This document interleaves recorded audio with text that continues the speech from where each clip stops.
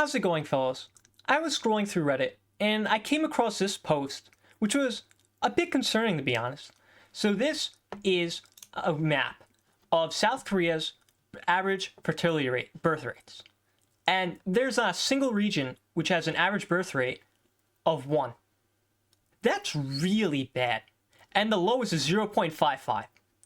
People in South Korea are not having kids. Why is that? Well, I've been doing a bit of research, and I have some answers for you which help explain why. Now, the first, we have a commenter that made a comment on this post who lives in South Korea, and they gave their reasons, which basically sums up to work. People work from 8 to 6, and they have to commute, so it takes a lot of time out of their day, and that people usually get 15, 18 days off in a year. And this person sums it up by saying, nobody has any time to live and have kids. The work, social, financial pressures are insurmountable, and like all developed countries, people choose not to have kids. And we'll talk about the US too, because we have been seeing these trends in the US, and we'll talk about the US. And this person finishes by saying, P.S. I love South Korea. I just want the workaholic madness to stop. And then another person brings up, which we'll circle back to, is misogyny, which we'll get into how this factors into this as well. And keep in mind that fertility rate of 2.1 is necessary for a population to sustain its population. And from the rate things are going, in 100 years, the population will be 5 million. And I believe the current population is around 60 million. So as you can see, it would be a massive drop to the country. There would be no one left. And to highlight how bad this is, over 150 elementary schools have no first graders. And this is in 2024 of February. And the actual number is 157. This is bad. So clearly, there are already signs that people aren't having kids. And the government is actually trying to do things to try and get people to have kids. So in South Korea, there is a mandate where you have to be in the military for some amount of time. And now they're offering an exemption to the military by having more kids.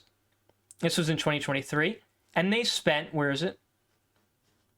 $200 billion in the past 16 years to try and fix this issue.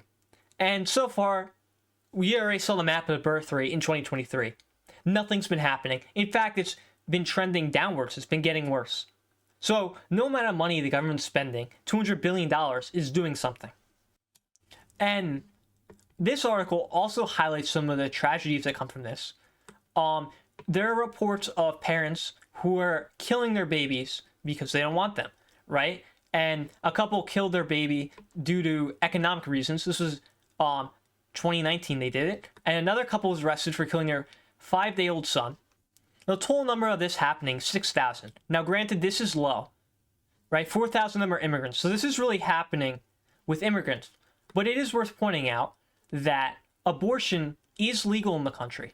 So that kind of explains why the number's low. Most of the parents are getting abortion. But from what it seems, there is a bit of a legal gray area as to what is allowed and what isn't. And also it's worth pointing out that abortion isn't included in the state insurance system. So other people who are getting rid of their kids when they're alive, when they're born, is doing so through just getting rid of them, killing them, right? It's not many, but this also explains too that since it's legal, people have the means to not have kids if they don't want to, as long as they can afford it. Which, if they're working all the time, they have some money. And so South Korea actually does have the lowest fertility rate in the world, which is unsurprising. If there was one lower, it'd be worse. And some of the reasons which I'm about to cover, right? There's an increasing desire to stay single, which, we have seen these trends in the United States as well. And many couples cite high cost of living, long working hours for those jobs, and limited opportunities for unemployed, and expensive, highly competitive education system, and pervasive gender inequality, which we'll also get to. And then this expert says, it's not easy for a mother to think about giving birth and raising a child without an economic foundation, she tells Time. It is necessary to show parents who are in desperate situations how they can get support and help so they wouldn't feel the need to consider such a tragic option. Now, granted, again, this is still low, but again, right, people have the means to get abortions if they can afford it, and people already aren't having kids because they don't want them.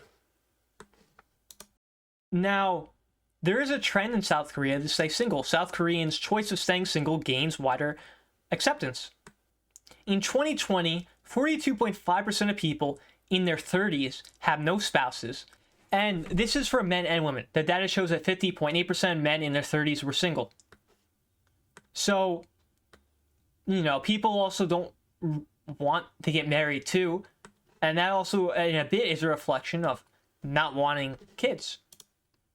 And again, right, when we brought up misogyny, there are also women who don't want to be seen as baby-making machines. And the scary thing is because men and women can work, there is a lot of people who are trying to go backwards.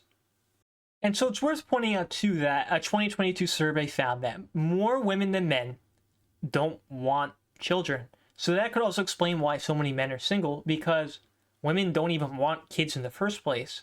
So how do you marry someone that doesn't even want kids?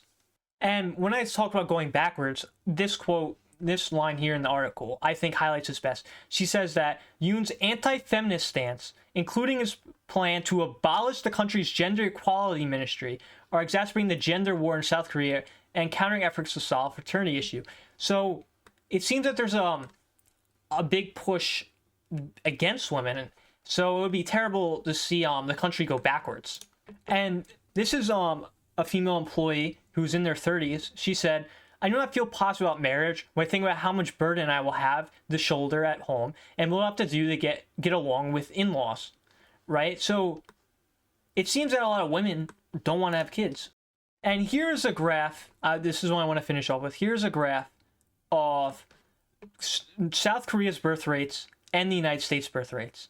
Now, the United States has always been a bit low, but it's usually been above 2. And keep in mind, too, the United States does receive a lot of immigrants, so low birth rate isn't terrible for the country.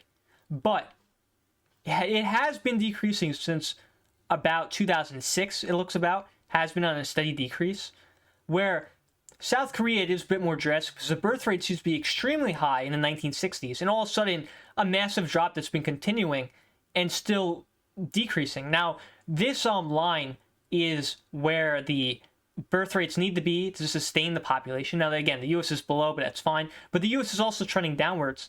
And the things South Koreans are citing does sound a bit similar to what Americans are citing as to why they're not having kids. And we've already been seeing people have economic troubles in the U.S., similar to South Korea. And it seems like that the United States is headed down a very similar direction. Now, maybe we could be saved by immigrants, but that can only last for so long. And this is something to keep in mind, that this is an issue that does not only affect the United States.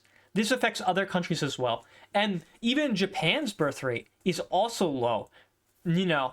So this is something a lot of first world countries are struggling with, that people just don't want to have kids.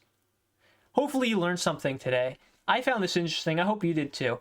And if you liked the video, definitely subscribe. I make a bunch of videos covering things. And give the video a like too. Thank you for your time.